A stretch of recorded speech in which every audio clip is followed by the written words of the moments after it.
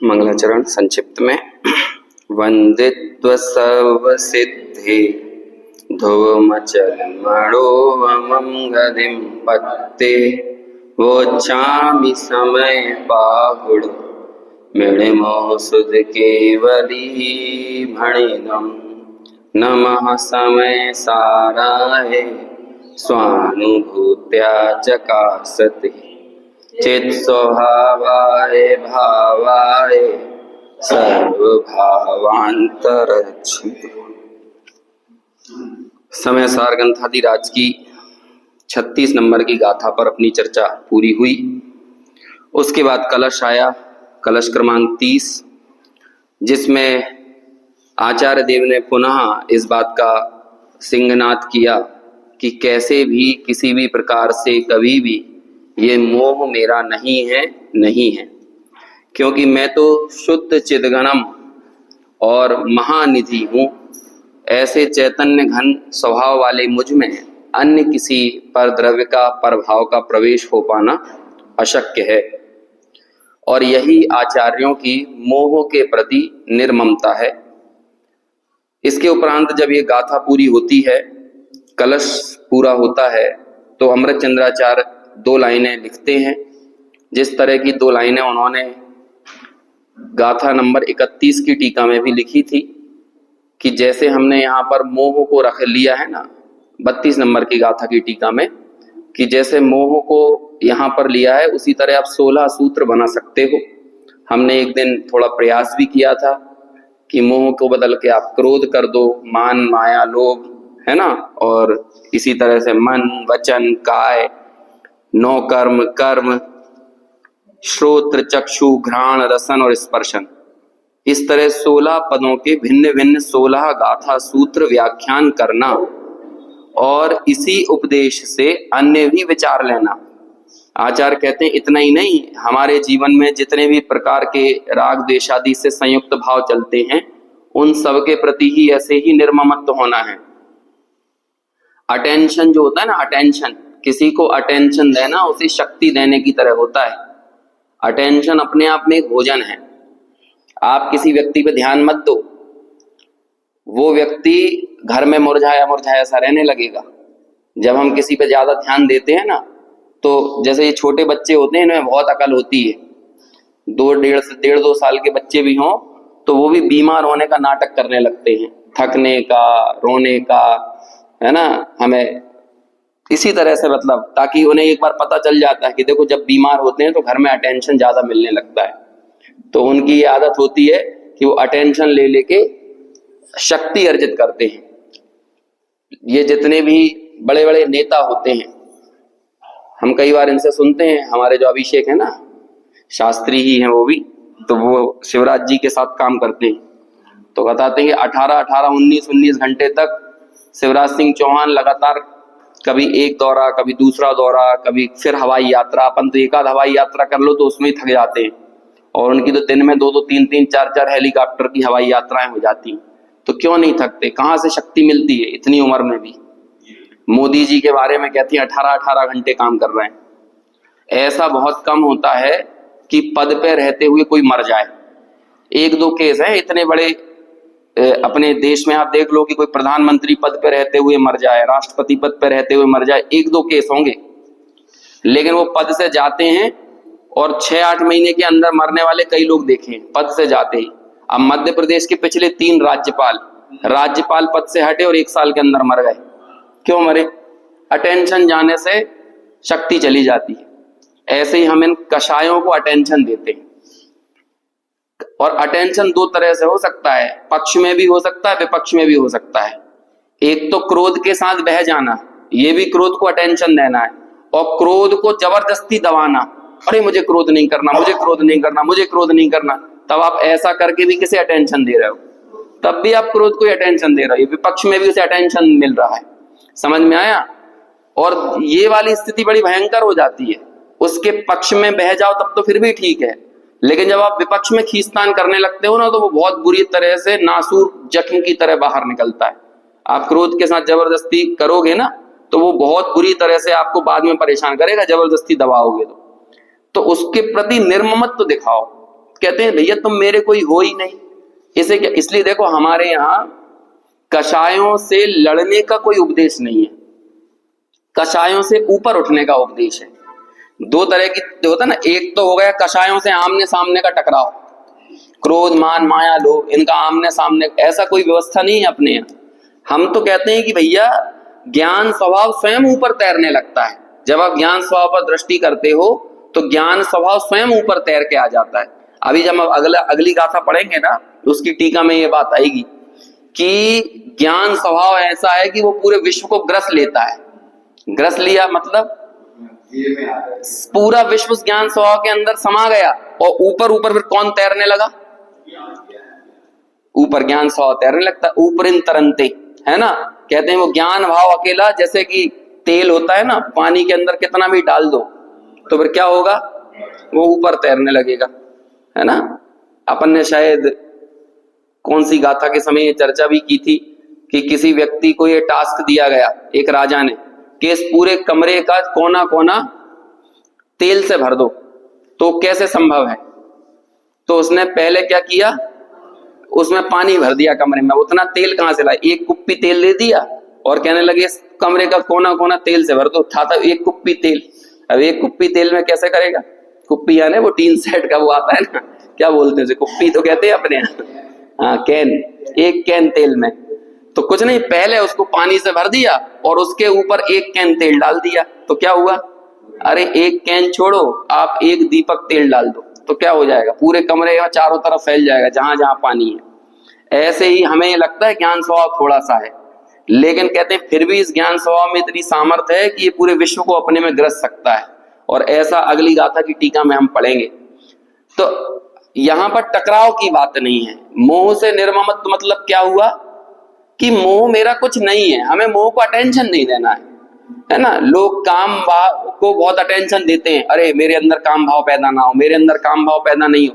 आप जबरदस्ती लड़ोगे तो क्या होगा, वो और गलत तरीके से परेशान करेगा। कषायों के साथ बह जाने में तो प्राकृतिक समस्या होती है। प्राकृतिक समस्या मतलब जैसे कि इस पूरी दुनिया में प्रकृति जन्य समस्या हो गई ना, ये अशुद्ध उपादान हमारा वैभाविक परिणाम हमारी प्रकृति है अनादिकाल से। हमारे औदैहिक भाव, अभी त्रिकाली ध्रुव को देखकर बात नहीं करना है, हमारा जो वैभाविक भाव है वो अनादिकाल से हमारी प्रकृति तो बन गया है, क्योंकि एक में एक हो रहा है ना, ज्ञान और उदय एक साथ एक में एक हो रहा है। जब आप कषायों के साथ बहते हो तब तो वो प्राकृतिक समस्या बन जाता है, लेकिन जब आप कषायों के साथ जबरदस्ती की खींचतान करते हो तो वो विकृति बन के सामने आता है।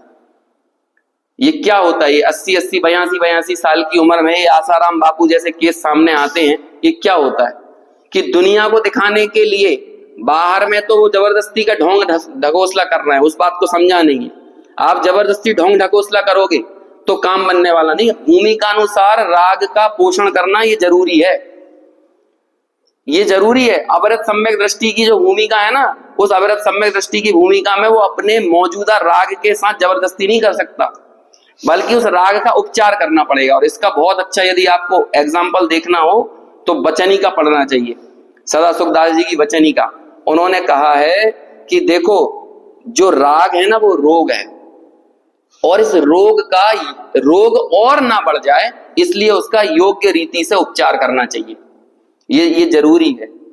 अविरत सम्यक दृष्टि के जीवन में यदि वेद कषाय है तो उसका योग्य रीति से उपचार यही है कि वो विवाह करे। यदि उस विवाह को यदि वो गलत मान लेगा तो क्या होगा, यदि अपनी भूमिका से ऊपर उठकर जाने की कोशिश करेगा तो कहते हैं वो विकृति बन के खड़ा होगा, वो राग वो रोग नासूर जख्म बन जाएगा। उसे आजीविका करना ये जरूरी है।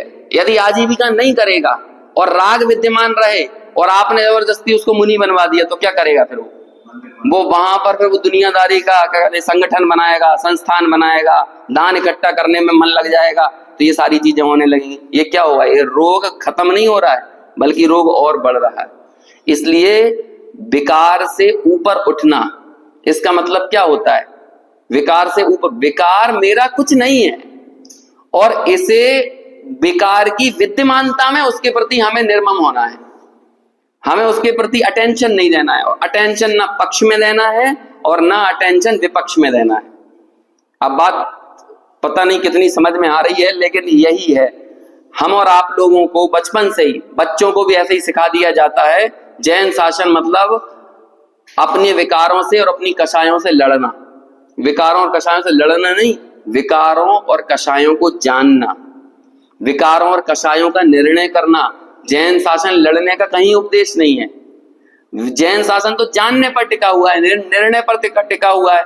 जब आपने मोह को जान लिया, मोह का चप्पा चप्पा जान लिया, तो आपको क्या पता चला? अभी हम पिछली गाथा में पढ़ के आए, हमने मोह के बारे में क्या जाना? मोह किसकी रचना है? पुद्गल, जो भावक मोह है ना, भावक भाव से भेद ज्ञान किया हमने पिछली गाथा में, पुद्गल की रचना है। मेरा स्वभाव कैसा है? मैं तो एक टंकोत्कीर्ण ज्ञान स्वभावी हूं। तो जब मेरी रचना तो अपने ज्ञान भाव से हुई है, चिद भाव से हुई है, मैं तो चिदघन महानिधि हूं, तो जो जिसकी रचना पुद्गल से हुई है वो मेरा कैसे हो सकता है? तो कहते हैं कि मेरा नहीं है, लेकिन है तो वहीं पर ना, उसी एक क्षेत्र में है तो सही, भले एक क्षेत्र में हो, लेकिन मैं स्वाद भेद से ये स्पष्ट जानता हूं कि मोह का स्वाद अलग है और ज्ञान का स्वाद अलग है। और मोह के स्वाद में मुझे ये प्रत्यक्ष अनुभूति, प्रत्यक्ष से ये बात समझ में आती है कि इस मोह में तो कौन कौन सी चीजें हैं? मोह में दुख है, मोह में अनित्यता है, क्षणिक है, समझ में आया ना? मोह परावलंबी है, इस मोह को कोई ना कोई अवलंबन चाहिए है, लेकिन ज्ञान को कोई अवलंबन चाहिए? ज्ञान को तो ऐसा कोई अवलंबन नहीं चाहिए। तो कहते हैं अटेंशन ये शक्ति देता है। अब हम लोग क्या करते हैं बताओ? क्रोध नहीं करना, क्रोध नहीं करना, क्रोध नहीं करना। क्या कर रहे हो आप? क्रोध को अटेंशन दे रहे हो। और अटेंशन से ताकत किसको मिल रही है? ज्ञान स्वभाव को कि क्रोध को? किसे मिल? बहुत प्रयोग हुए हैं, टेलीपैथी के, साइकोलॉजी के, बहुत इतने प्रयोग हैं दुनिया भर में। उन प्रयोगों में यही बात है कि कोई पेड़ है ना, आपको कुछ नहीं करना है, उस पेड़ को आप, घर में कोई पेड़ लगा हुआ है ना, उस घर में उस पेड़ को देखना बंद कर दो, इतने से पेड़ मुरझा जाएगा। देखना बंद कर दो, बस आपको कुछ नहीं करना। अब आप कहोगे कि पानी देना बंद कर दो। अरे कई ऐसे पेड़ आते हैं जिन्हें पानी की ज्यादा जरूरत नहीं होती है ना, 2-2 महीने भी पानी ना मिले, कई ऐसे मिलते हैं जो घर के अंदर इंडोर में पेड़ लगते हैं। आपको उसे मुरझाना है ना, कुछ नहीं करने की जरूरत। क्या करो? बस आप उसको इग्नोर कर दो। और जितना आप उसे अटेंशन दोगे, अरे ये पेड़ है, ये पेड़ है ना, ये बहुत अच्छा पेड़ है, ये कितनी अच्छी हवा दे रहा है, कितनी अच्छी ऑक्सीजन दे रहा है, इससे अटेंशन मिल रहा है उसे। ऐसे दुनिया भर में बहुत सारे प्रयोग होते हैं। ये फिल्म एक्टर वगैरह रहते हैं, जहां इनकी 2-4 फिल्में पिटती हैं तो उसके बाद ये बदसूरत लगने लगते हैं।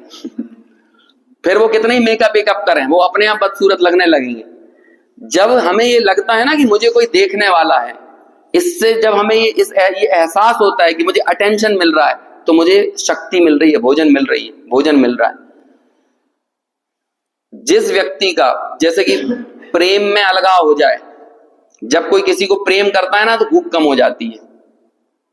जब ये जो लड़के लड़की होते हैं ना, ये जब युवा अवस्था में होते हैं, 2-2.5 घंटे की नींद लेते हैं तो इनकी उतने में ही ताजगी रहती है, सुबह उठ के एकदम तरोताजा रहते हैं।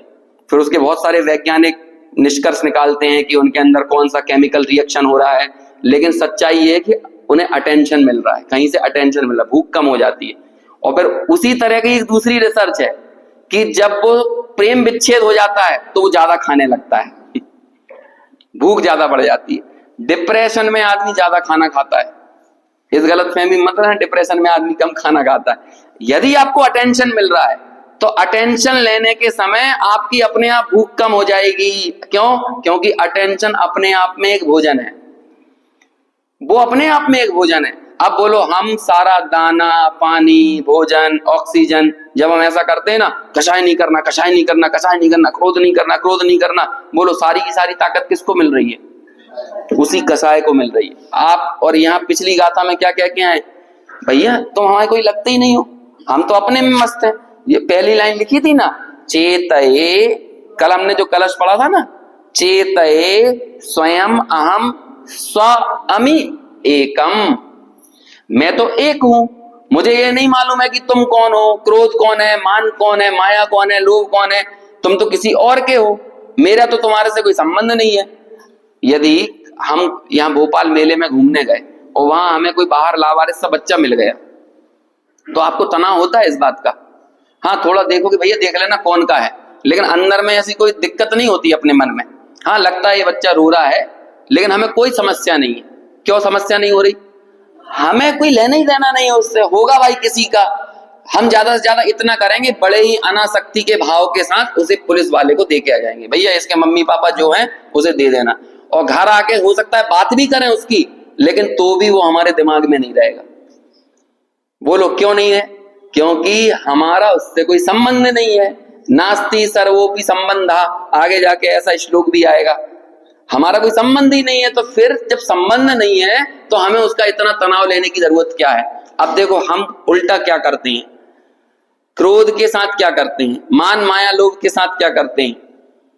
हम तो उल्टा उनके साथ इस तरह से बर्ताव कर रहे हैं कि जैसे वो हमारी ही सत्ता में आ गए हों।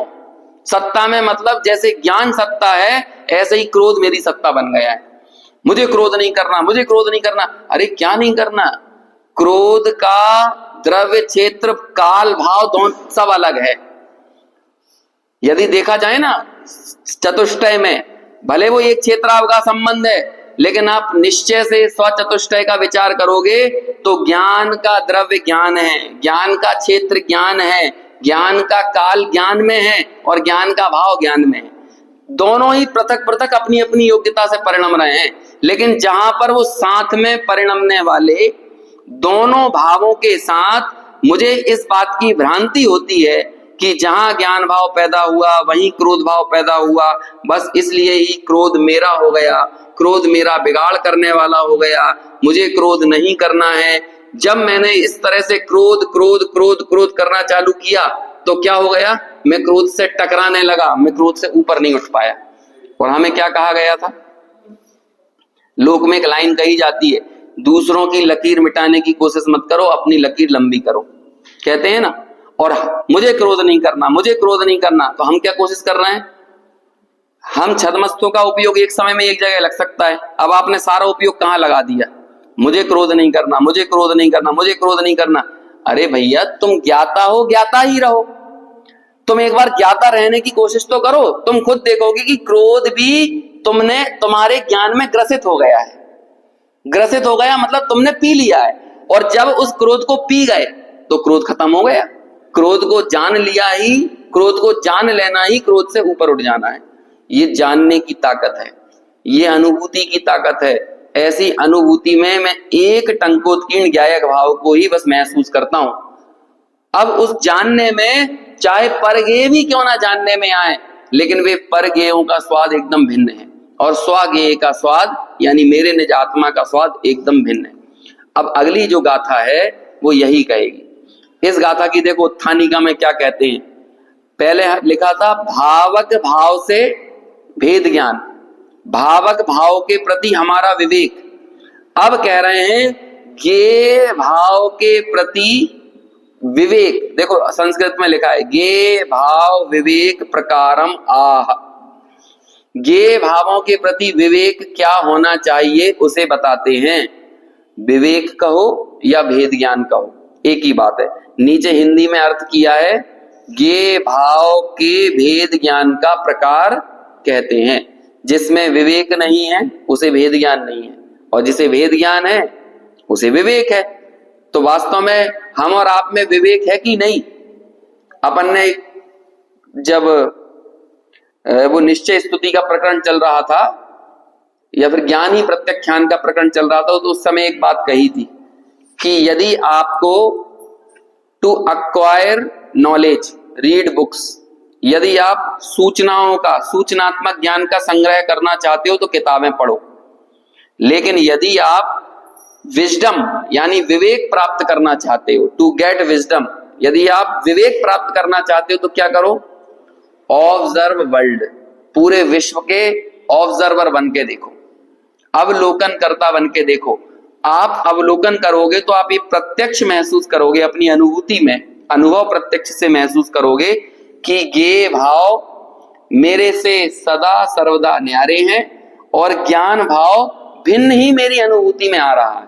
अब इसकी टीका भी बहुत सुंदर है। इस गाथा में सिर्फ एक लाइन में एक शब्द का अंतर आएगा आपको।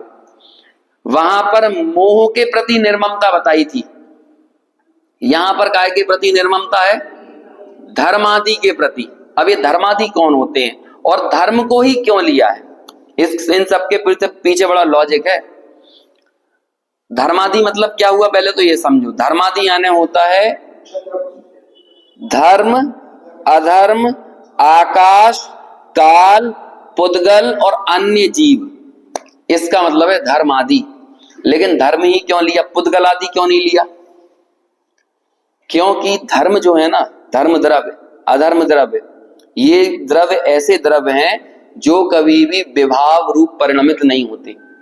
हमारा धर्म द्रव्य के साथ इस विश्व में कभी भी कहीं भी कोई संबंध बन सकता है तो वो एक ही संबंध बनेगा, उन्हें जानने का संबंध। बाकी कोई और संबंध हमारा धर्म द्रव्य से बनता है। हम लोगों की किसी की भी समस्या नहीं है धर्म द्रव्य, हम लोगों को ख्याल भी नहीं आता। ये शरीर हमारी समस्या हो सकता है, समझ में आया? ये कषाएं हमारी समस्या हो सकती हैं, स्त्री पुत्र मित्र कुटुंब ये नौकर्म हमारी समस्या हो सकते हैं। तो ये सब तो पुद्गल में आ गए। शरीर पुद्गल में आ गया, नौकर्म पुद्गल में आ गए, है ना, शरीर भी नौकर्मी है, सब पुद्गल में आ गए। और जो कषाएं हैं वो भाव कर्म, वो हमारा वो जीव का विकारी भाव कह लो, तो वो जीव और पुद्गल दोनों में ही आ जाता है। ये हमने कल देखा था कि राग जीव का भी है किस अपेक्षा से और पुद्गल का है तो किस अपेक्षा से। तो बोलो हमारी वास्तव में समस्या अकेली यदि किसी द्रव्य के साथ है ना तो एक ही द्रव्य के साथ है, पुद्गल के साथ। और पुद्गल के साथ हमारा अकेला गेय गायक का संबंध नहीं बनता, गेय गायक संबंध हमारी समस्या नहीं है। पुद्गल के साथ हमारा भाव्य भावक संबंध ये समस्या है। यही है ना हमारी समस्या कि पुद्गल ही भाने में आता है, पुद्गल के निमित्त से होने वाला राग भाने में आता है, पुद्गल कर्म भावक बनता है और उसके निमित्त से होने वाले विकारी परिणाम ये क्या बनते हैं? ये भाव, इससे मैं विकारी हो गया तो मैं भाव्य हो गया। तो पुद्गल के साथ तो हमारा भावक और भाव्य का रिश्ता है। और जब चीज कोई परद्रव्य भाने में आता है तो वो हमारी बहुत अंतरंग सी समस्या लगने लगती है, ये हमारी इंटरनल समस्या है। लेकिन कभी हम और आप में से किसी को भी सपने में भी ख्याल नहीं आता कि हमें धर्म द्रव्य परेशान कर रहा है। आता है? नहीं आता ना। तो फिर यहां धर्म द्रव्य कोई क्यों लिया? क्योंकि धर्म द्रव्य से हमारा एक ही संबंध है, कौन सा? ज्ञेय ज्ञायक, जानने का संबंध। अभी आगे मालूम क्या कहेंगे इस गाथा के माध्यम से? मेरा इन पांचों द्रव्यों से और अन्य जीव द्रव्य से ज्ञेय ज्ञायक होने के बावजूद भी संबंध कोई नहीं है। और यदि आपको ये बोझा आ गया ना कि मैं सबको जानने वाला हूं, मैं सबको जानने वाला हूं, तो ये जानने वाला हूं का कर्तृत्व भी सम्यक दर्शन के सामने बहुत बड़ा बोझ है। हम लोग सहजता को समझ नहीं पा रहे हैं। डॉक्टर साहब ने जीवन के अंतिम 5-6 वर्षों में, मेरे साथ से 2018 के बाद से, वो जब बोलते थे ना तो कई बार हम विद्यार्थी भी, मतलब मैं खुद, है ना, बाकी का तो मुझे नहीं मालूम, मैं खुद कहते थे ये दादा स्वच्छंदियों जैसी बातें करने लगे। अब हमारे जैसे नए उम्र के लड़के एक 80 साल के अनुभूत व्यक्ति को, 80-85 साल के अनुभूत व्यक्ति को ऐसा मानने लगता है कि पता नहीं दादा क्या हो गया है, ये कैसी बातें करने लगे। लेकिन जब आज उनके जाने के बाद, और जब बाबूजी युगल जी को भी सुनो आप 90 वर्ष की उम्र में, तब आप देखोगे कि आत्मा को जानने का भी विकल्प नहीं है। मैं किसी द्रव्य को जानूं, इस बात का भी कोई तनाव नहीं है। और यदि आप किसी जानने का भी तनाव लोगे ना तो ये भी आपके सम्यक दर्शन में बाधा है और सहजता का बाधक है। जानना, उनकी जो रचनाएं लिखी ना, जानना सहज ही होने दो, इस तरह की लाइनें आती है, जानना होने दो तुम सहज, सहजता रचना है ना ये। और उनकी इन पूरी रचनाओं के केंद्र में मालूम कौन सी गाथा थी? द्रव्य संग्रह की मेरे साथ 56 या 57 नंबर की गाथा है। माँ चिट्ठ है, माँ जंप है, कोई भी चेष्टा मत करो, कोई भी जाप यानी मन मुंह से मत बोलो, है ना, और मन में कोई विकल्प मत करो। माँ जंप है, माँ चिट्ठ है, माँ जंप है, और है ना वो। और फिर उसकी तीसरी लाइन है अप्पा अपम मीरो। तीसरी लाइन कौन सी है? आत्मा हो, आत्मा में रहो। तुम ना मन में जानने की कोई खुरापात अपने दिमाग में लाओ, शरीर से कुछ करने का कोई प्रयत्न मत करो और कुछ बोलने की भी बात मत करो। अब ये वाली गाथा को समझने के पहले द्रव्य संग्रह किस लिए लिखा गया वो जानो। द्रव्य संग्रह मालूम मूल रूप से कौन सा ग्रंथ है? द्रव्य संग्रह कोई अनुभूति परक ग्रंथ नहीं है। द्रव्य संग्रह ज्ञान प्रधान ग्रंथ है। पूरा द्रव्य संग्रह कुल 58 गाथाएं हैं और वो द्रव्य संग्रह तत्वार्थ सूत्र से कतई कम नहीं है। तत्वार्थ सूत्र के लेवल का ही ग्रंथ है, जबरदस्त ग्रंथ है ना, ऐसा ग्रंथ। उस पूरे ग्रंथ में एक काम किया, 6 द्रव्यों का स्वरूप बताया, 7 तत्वों का स्वरूप बताया, 5 अस्तिकाय का स्वरूप बताया और 9 पदार्थ का स्वरूप बताया। जो काम पंचास्तिकाय में किया, जो काम प्रवचन सार में किया, उसे ही बहुत शॉर्ट में द्रव्य संग्रह में कर दिया। लेकिन अब ये बताओ, ये सब जानने के बाद तुम्हें करना क्या है? अब बिल्कुल जब आखिरी की गाथाएं चल रही हैं, तुमने सब जान लिया ना, अब जानने के बाद करना क्या है? वो जानना तभी जानना है जब आत्मा सिर्फ आत्मा में रहना सीख जाए। यदि जानने के बाद उसके दिमाग में ये चल रहा है अब ये भी जान ले, ये भी जान ले, आज तो एक ही प्रवचन सुना है, आजकल कोई और के भी टीवी पे लगा लेते हैं, चलो किसी और के भी लगा लेते, किसी और, तो क्या कर रहे हो? सब खिचड़ी हो रहा है, क्योंकि सारे वक्ताओं की विवेचन शैली अलग अलग है। आपके दिमाग में एक वक्तव्य स्थिर होगा, उससे पहले आप क्या कर दोगे? ट्यून चेंज कर दोगे। यही तो कर रहे हैं हम। जैसे कि टीवी में आप क्रिकेट मैच देख रहे थे, उसी समय जब ब्रेक आने लगा तो आपने क्या किया? आपने कोई साउथ इंडिया की फिल्म लगा दी, फिर उसे बंद किया, तो फिर आपने क्या किया कि समाचार चैनल लगा दिया, वहां पे बिहार इलेक्शन चुनाव के बारे में बता रहे हैं। अब आपके भावों में एक रूपता ही नहीं आ पा रही है। इतना ज्यादा यदि मन की चंचलता रहेगी तो काम कैसे होगा? इस काल में हमारी सबसे बड़ी समस्या मालूम क्या है? पहले के समय में तो अनजान बने रहना बहुत बड़ी समस्या थी, आजकल ज्यादा जानकारी हो जाना बड़ी समस्या है। कल अपन ने बोला था 600 गुना सूचनाएं मिल रही हैं, अब बोलो भेद ज्ञान कितना मुश्किल हो गया है। तो आप ये नहीं कह सकते अब हम तो ज्ञाता हैं, हम तो गे भाव से सब चीजों को देख रहे हैं, समाचार को गे भाव से देख रहे हैं, फिल्मों को गे भाव से देख रहे हैं, मोबाइल के व्हाट्सएप मैसेज को गे भाव से देख रहे हैं। ये आपका दिमाग खराब कर रहा है व्हाट्सएप। लोग बात कहते हैं ना हमारे पास समय नहीं है, समय नहीं है। आप या तो मोबाइल छोड़ दो, और मोबाइल नहीं छोड़ सकते तो आप 5 घंटे का व्हाट्सएप का उपवास करो। आपको पता है हर शताब्दी में एक श्रावकाचार लिखा गया है। हर शताब्दी में क्यों लिखा गया? हर शताब्दी में श्रावकाचार लिखने की जरूरत क्यों पड़ी? क्योंकि हर शताब्दी की चुनौतियां और परिस्थितियां अलग अलग होती हैं। पहली शताब्दी का श्रावकाचार 21वीं शताब्दी में काम नहीं आएगा, क्योंकि आपको किसी भी प्रोषदोपवास व्रत में मोबाइल और व्रत से उपवास लेने के लिए नहीं कहेंगे। दिग्व्रत और देश व्रत में पहले कहते थे, दिग्व्रत और देश व्रत में मालूम क्या कहते थे? किसी को कंकड़ फेंक के मत बुला देना। अभी कंकड़ फेंक के बुलाने की क्या जरूरत? अब कोई कंकड़ फेंक के बुलाने को यदि वो दिग्व्रत और देश व्रत के अतिचार माने तो आज तो कभी हम कंकड़ फेंक के किसी को बुलाते ही नहीं है। अब तो आपके बगल में ही वाइब्रेट कर रहा है, घंटी बज रही है, लेकिन कहेंगे ये तो कहेंगे शास्त्र। अब यदि कोई शास्त्र के आधार से श्रावकाचार पालने लगे ना तो वो कभी सम्यक आचरण नहीं कर सकता है। ये क्यों लिखा गया?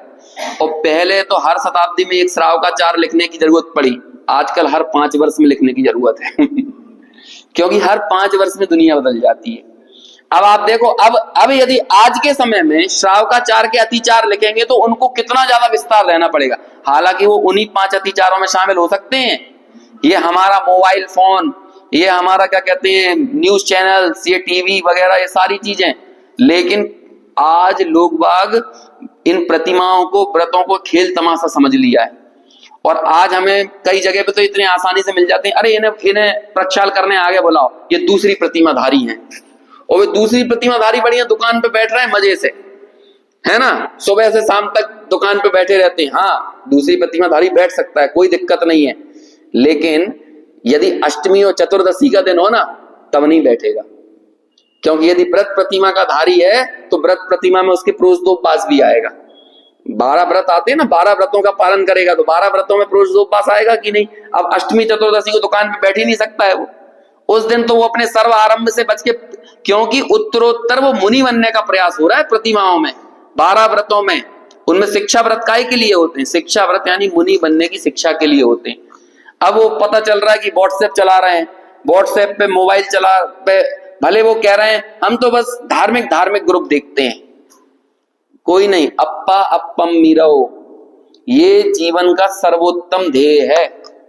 और जब आप ये चीज सीख जाते हो तब आपको समाधि में रहने की ट्रिक आ गई है। और जीवन समाधि में बनेगा ना, तभी इसी समाधि में जीवन में एक पॉइंट आ जाएगा मौत का, मृत्यु का, तो बस वो हो गया समाधि मरण। समाधि मरण की और क्या तैयारी होती है। अभी डॉक्टर साहब कहते थे, है ना, कि भैया मैं तो समाधि में ही हूं, तुम लोगों को लग रहा होगा जो लग रहा हो तो लगने दो, लेकिन उन्होंने तो ये बात बोल दी, तुम लोगों को दिख रहा है काम करते हुए और ये सारी चीजें करते हुए, लेकिन मुझे कोई विकल्प नहीं है। एक उदाहरण देते थे कैसी होती है समाधि। वो एक उदाहरण देते कि ढुंगो नाम की कोई कन्या हो, बुंदेलखंड में ऐसे ही नाम रख दे तो ढुंगो मतलब कोई लड़की का नाम है ना, घर का नाम हो ढुंगो। तो उससे बोला, काय ढुंगो ससुराल जाओगी? तो क्या कहेगी वो? हाओ, है ना। काय ढुंगो मायके जाओगी? कहले हाओ। काय ढुंगो बाजार जाओगी? तो कहते हैं हाओ। एकदम ऐसी भोली कन्या ढुंगो नाम की कोई है तो उसे कोई दिक्कत नहीं है। ऐसे ही सहजता में स्थित व्यक्ति, भैया तुम्हें नरक हो जाएगा तो ठीक है हाओ क्या बोल रहे हैं, कोई छेड़खानी नहीं है। और फिर इसके लिए बहुत सारे तर्क देते थे। देखो हम और आपका हम आज जहां तक पहुंच गए हैं ना, ईमानदारी से विचार करना इसमें आपने क्या किया है। हम यदि इधर भी अपने बहुत ज्यादा कर्तृत्व का जोर मारने लगे कि देखो हम किसी विशेष क्रिया के माध्यम से यहां पहुंचे, अरे आप निगोद से यहां तक आने की पूरी प्रक्रिया देखोगे ना तो सब कैसे हो रहा है, सब एक सहज प्रक्रिया के तहत काम चल रहा है। सहज अपनी योग्यता, आप उसे तत्समय की योग्यता कह लो, है ना, आप उसको काललब्धि कह लो, आप उसे भवितव्यता कह लो, ये सब आपके ऊपर है। आप यहां आ गए, अब यहां आने के बाद ये सब हमने जान लिया। अब तो अब हमारी दृढ़ता और कैसी होना चाहिए। अब हमने जान लिया 6 द्रव्यों का स्वरूप जाना। क्या जाना 6 द्रव्यों के स्वरूप में? 6 द्रव्य अपनी अपना कार्य बिल्कुल नियत व्यवस्था के अनुसार कर रहे हैं। सब में उत्पाद व द्रव्य अपनी नियत व्यवस्था के अनुसार चल रहा है। समझ में आया ना। आपने 5 समवाय जान लिया, आपने उपादानगत योग्यता जान ली। जब आपने इतना सब कुछ जान लिया, अब इसके बाद वास्तव में क्या होना चाहिए। और आपने ये भी जान लिया कि आप मात्र ज्ञाता हो, और उस जानने का कारण ये नहीं है कि बाहर परद्रव्य है तो जानना हो रहा है, क्योंकि परद्रव्य की अधीनता नहीं है ज्ञान में। यहां पर एक दर्पण लगा दिया जाए तो वो दर्पण में कोई पदार्थ क्यों झलक रहा है? वो पदार्थ सामने है इसलिए झलक रहा है क्या? पदार्थ का सामने होना और दर्पण का झलकाना, इन दोनों में वास्तव में नास्ति सर्वोपि संबंधा। अब आप कहोगे कि इनमें ज्ञेय ज्ञायक संबंध है, लेकिन है क्या? ज्ञेय ज्ञायक हो तो रहे हैं, लेकिन ये संबंध कहां से हो गया? संबंध मतलब कर्ता थोड़ी हो गई वो चीज। ये मैं पूरी आगे की गाथा की टीका की भूमिका बना रहा हूं, क्योंकि मैं 2 दिन में बस ये गाथा की टीका पढ़ दूंगा, है ना, और गुरुदेव का एक अंश भी आपको पढ़वाऊंगा। कितनी सहजता की प्रक्रिया है। ये जानने का लोड भी हमारे ऊपर नहीं है, और इस लोड से मुक्त हो जाने का नाम है ज्ञेय भावों से भेद ज्ञान। मेरे पे जानने का लोड भी नहीं है। परद्रव्य को भाने का तो लोड है ही नहीं, लेकिन परद्रव्य को जानने का लोड है क्या? नहीं है। जानना सहज स्वभाव है, और जानने में आने वाले ज्ञेय मेरे हो जाएं, उनसे मेरा किसी तरह का कोई संबंध जुड़ जाए, ऐसा संबंध स्थापित करना भी क्या है? वो भी आत्मानुभूति में बाधक है, सहजता में बाधक है। समझ में आया? अभी देखो, अब अपन गाथा पढ़ते हैं और टीका पढ़ते हैं, और टीका में जो शब्द पढ़ोगे आप तो आपको बहुत मजा आएगा, है ना। जल्दी जल्दी पढ़ें, क्योंकि एक ही शब्द का अंतर है। धम्मादि धम्म, ये लिखा ना, धम्म निम्न मत्तम, वहां पर आया था मोह निम्न मत्तम। पिछली गाथा में क्या था? मोह निम्न मत्तम, है ना। और साथ में क्या ऊपर वाली लाइन में आया था? नत्थि मम को भी मोह। यहां पर आएगा नत्थि मम धम्म आदि। धर्म जानबूझ कर लिया है, क्योंकि हमारा धर्म द्रव्य से ज्ञेय ज्ञायक संबंध बनता है। तो जब धर्म से हमारा ऐसा कोई संबंध नहीं है, जानने का लोड हमारा धर्म द्रव्य पर भी नहीं है। कोई कहने लगे धर्म द्रव्य में प्रमेयत्व गुण है, यदि तुम जानोगे नहीं तो उसका प्रमेयत्व गुण कैसे टिकेगा? तो कहते हैं भैया ये धर्म द्रव्य से पूछो, हमसे मत पूछो। किसमें? धर्म और इसलिए लिया है क्योंकि श्रुत ज्ञान के विषय दोनों बनते हैं। श्रुत ज्ञान जो है ना, मूर्तिक और अमूर्तिक दोनों पदार्थों को अपना विषय बनाता है। यही तो विषय था। अवधि ज्ञान और मना पर्याय ज्ञान सिर्फ रूपी को विषय बनाता है, लेकिन श्रुत ज्ञान दोनों को विषय बनाता है। और भले ही परोक्ष से बनाता है, इसमें इस परोक्ष ज्ञान अप्रमाण थोड़ी है, इससे कोई फर्क नहीं पड़ता। मेरे हिसाब से गोमट सार की शायद 153 नंबर की गाथा है ना, जिसमें ये कहा केवली के ज्ञान में और शुद्ध केवली के ज्ञान में एक चवन्नी अंतर नहीं है। प्रमाणिकता के मामले में कोई अंतर नहीं है, दोनों का ज्ञान 100% प्रमाणिक है, केवली का भी और शुद्ध केवली का। सिर्फ मालूम फर्क क्या है, प्रत्यक्ष और परोक्ष का। और परोक्ष अप्रमाण का भेद नहीं है, परोक्ष प्रमाण का भेद है। परोक्ष जानने से क्या होता है, परोक्ष भले जान रहा है लेकिन तो भी वो प्रमाणिक है। यदि परोक्ष ज्ञान अप्रमाण हो जाए ना, तो हमारी आत्मानुभूति अप्रमाणिक हो जाएगी, क्योंकि हमें आत्मानुभूति किसमें होगी, परोक्ष ज्ञान में ही तो होगी। तो इसलिए यहां पर धर्म को इसलिए लिया है कि वो शुद्ध ज्ञानियों के भी, हमारे शुद्ध ज्ञान में जो परोक्ष द्रव्य परोक्ष रूप से जो धर्म आदि जानने में आ रहे हैं ना, वो उनका जानना हमारे लिए कोई समस्या नहीं है। यहां आगे जब हम टीका पढ़ेंगे तो क्या कहेंगे मालूम, छद्मस्त अवस्था में ही पूरे विश्व को ग्रसित करने का मेरा स्वभाव है। पूरे विश्व को मैं ग्रस लूं मतलब जिसे बोलते थे पूरे विश्व को पी जाऊं, ऐसा स्वभाव है।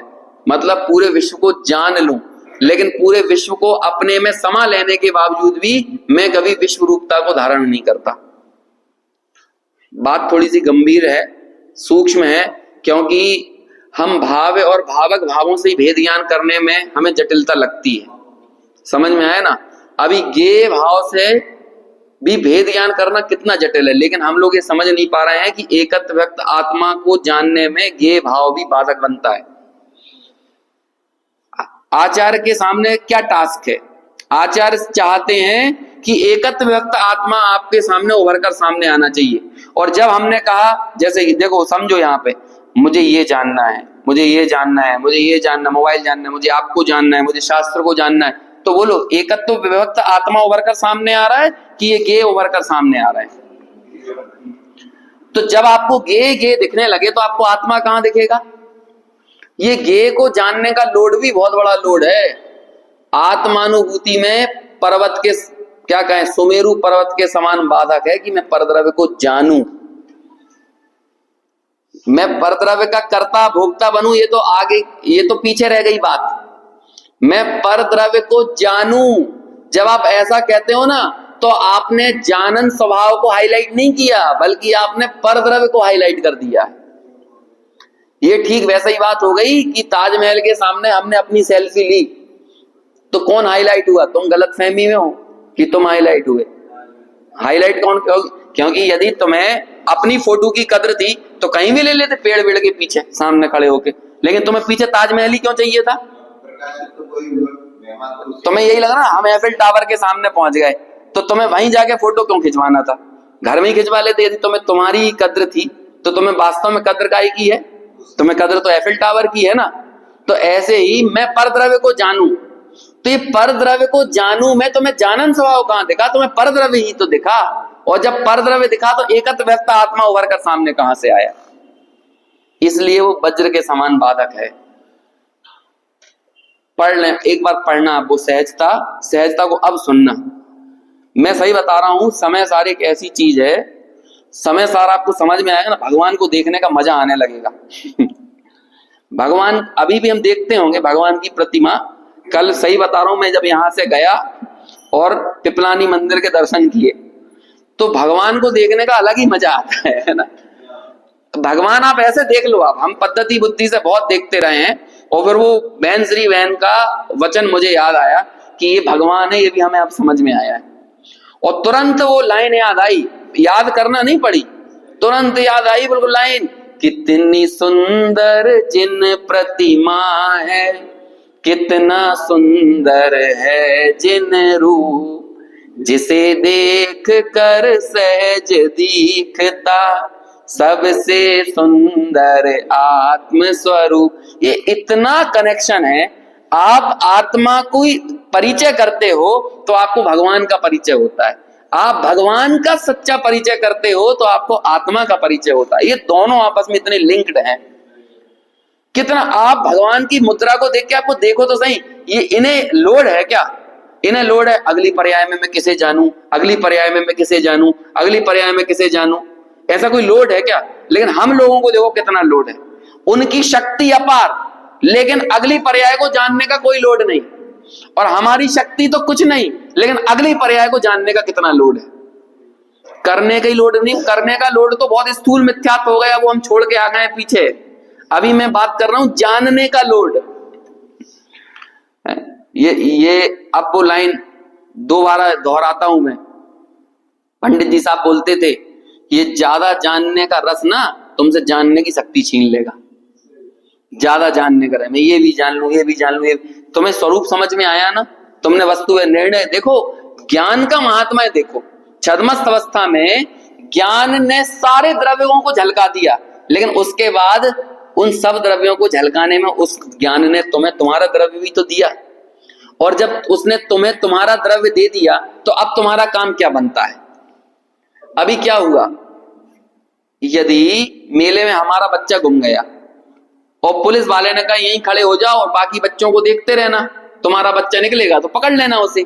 तो अभी क्या हुआ कि जब हमने सारे बच्चे निकलते हुए देखे तो बाद में हमारा बच्चा भी निकल के आया, तो फिर हमने उस बच्चे को गले से चिपकाया और फिर हमने कहा अब एक काम करें, बच्चा देखने में मजा तो बहुत आ रहा था, चलो देखते हैं। और ऐसा करेंगे हम तो वे क्या करेंगे, तुम्हें तुम्हारा द्रव्य मिल गया तो मजे करो ना, अब आनंदित रहो, निकल जाओ यहां से। अब क्यों जरूरी, चलो एक प्रवचन और लगाओ, एक प्रवचन और लगाओ, जो ग्रंथ और रह गया, एक गाथा और, अरे 5-6 दिन से एक ही गाथा पे पड़े हो, अगली गाथा पे कब पहुंचोगे? तुम्हें तुम्हारा द्रव्य मिल गया तो अब अप्पा पम्मी रहो, इस बात की भी प्रैक्टिस करो ना, इसका अभ्यास तो करना पड़ेगा। यदि नहीं करेंगे तो फिर क्या होगा? ये से बोल रहे हैं। अब देखो इन दो ही चीजों में पूरा का पूरा समय सार है। हम अभी तक 37 गाथा पे पहुंच गए हैं और 37 गाथा में बस दो ही चीजों से भेद ज्ञान कराया जा रहा है, आपने नोटिस किया हो तो, भाव्य भावों से, भावक भावों से और गेय भावों से। मैं इस पर द्रव्य के भावों को भाता भी नहीं हूं, पर द्रव्य के निमित्त से होने वाले भावों को मैं भाता नहीं, उनसे मेरा कोई संबंध नहीं। अच्छा इससे मेरा क्या संबंध है? ये वस्तु रखी हुई मान के चलो, इससे क्या, ये माइक रखा है, इससे क्या संबंध है? हाँ इस माइक का मैं राग नहीं, मैं द्वेषी नहीं, लेकिन इस माइक का जानने वाला तो हूं। अभी ये लोड आया ना, लोड आ रहा है ना दिमाग में, इसको जानूं। यदि मैं नहीं जानूंगा तो इसे कौन जानेगा? तो कहते हैं तुमने ज्ञायक स्वभाव को मुख्य नहीं किया, कैसे मुख्य कर दिया? ये माइक को मुख्य, मुझे मैं इसे जानूं, मैं इसे जानूं। ऐसे ही लोकालोक के प्रकाशक, ये उपचार से कहा जाता है। ये है वो नियम सार की गाथा का मतलब। नियम सार में गाथा लिखी है, केवली भगवान लोकालोक को व्यवहार से जानते हैं, निश्चय से वो स्वयं को जानते हैं। इसका मतलब क्या हुआ? उन्हें वास्तव में रस काय का है, उनकी तन्मयता कहां पर है? फिर टीका लिखी इसी बात की कि तन्मय होकर जानने को बोलते हैं निश्चय से जानना, और तन्मय होकर नहीं जानना और सहज स्वभाव से कोई चीज जानने में आ जाना, ये क्या हो गया? अतन्मय होकर जानना। अब जानने में आ गया, अब जिसमें हम अतन्मय हैं उससे हमारा कोई संबंध होगा? अब कोई संबंध होगा? बच्चे तो 100 निकल गए सामने से, उन 100 बच्चों को तुमने देखा, तो अब कोई आके तुमसे ये थोड़ी कहेगा तुम हमारे बच्चे को देख रहे थे ना, इसलिए ये बच्चा तुम्हारा है, ऐसा बोलेगा कोई?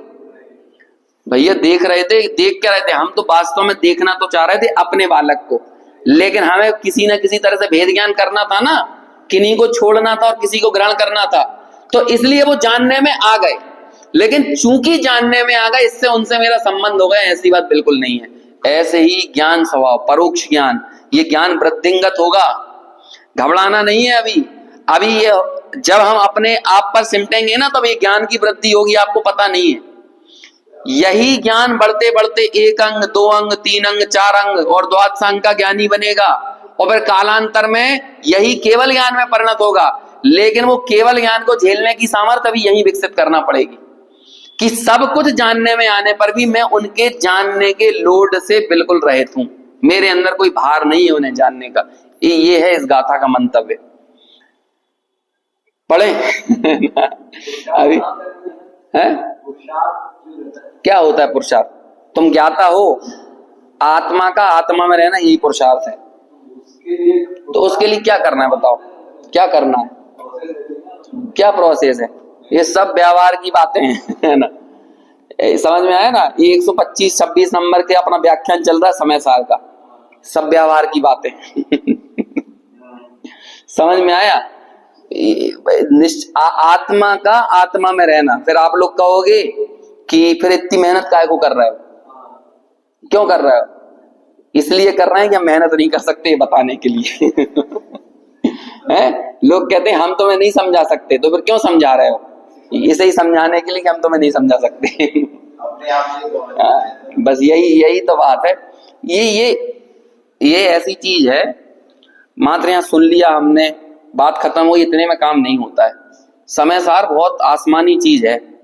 ऐसे ही जैसे पंचम काल का भगवान नहीं कहा है, ये साक्षात पंचम काल का भगवान है। इसमें मैं कितनी मेहनत करूंगा, मैं क्या बता सकता हूं आपको? मैं कुछ नहीं, मैं जो भी है ना, यदि आप कभी मेरे से प्रभावित भी हो रहे हो ना, तो कचरे से प्रभावित हो रहे हो आप। सही भाई, मेरे उतार चढ़ाव से प्रभावित हो गए, मेरे 2-4 दृष्टांतों से प्रभावित यदि हो गए, तो कचरे से प्रभावित होना है, समय सार से प्रभावित थोड़ी हुए।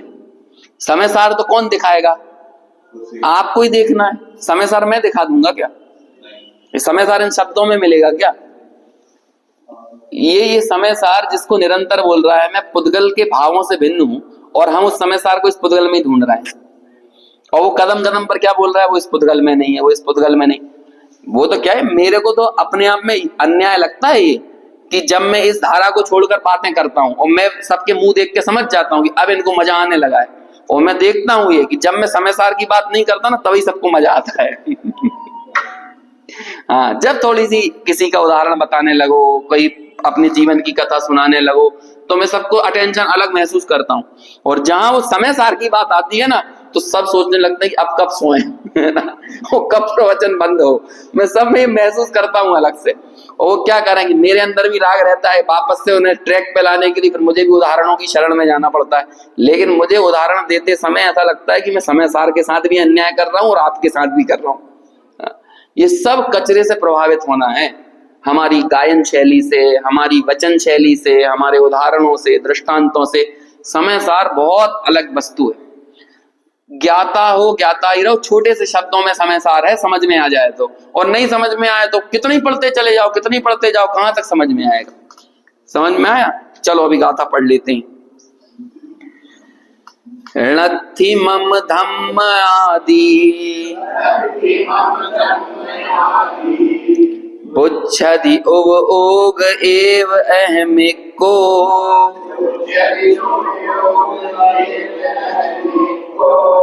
तम धम्मणिम मत्तम समयस्य वियाणया बेन्ति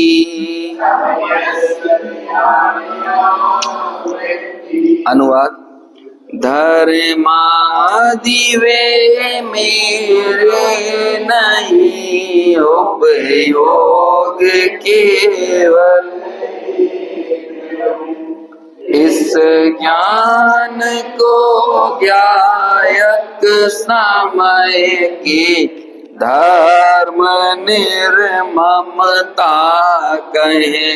सिर्फ एक शब्द का अंतर किया यहाँ पे, पीछे बिल्कुल सेम है। वहां भी बुद्धि उपभोग एव अहमिक को, बस इतना ही समय सार है। बुद्धि जानने में आता हुआ, जानता हुआ, एव अहमिक को मैं तो एक हूं, और बुद्धि जानने में आता हुआ, जानता हुआ। तो कौन है जानने में आता हुआ? जो कौन है जानने में आने वाला? धर्मादि जानने में आ रहे हैं। नत्थि मम धम्म आदि, ये धर्मादि मेरे कुछ भी नहीं है। क्यों? तम धम्म निम्न मत्तम, ये धर्मादि मेरे कुछ नहीं है, यही मेरी धर्मादि के प्रति निर्ममता है। ऐसे धर्मादि मेरे कुछ नहीं है। और फिर क्या कहा? समयस्य वियाणया बेन्ति, यही पिछली गाथा में भी यही था।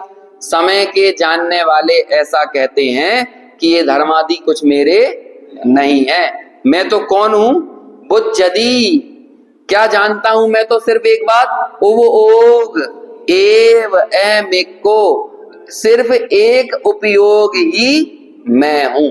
ऐसी एकमात्र उपयोग संपदा के प्रति अपना एकत्व स्थापित करना, वही ज्ञानी का वास्तविक प्रयोजन है।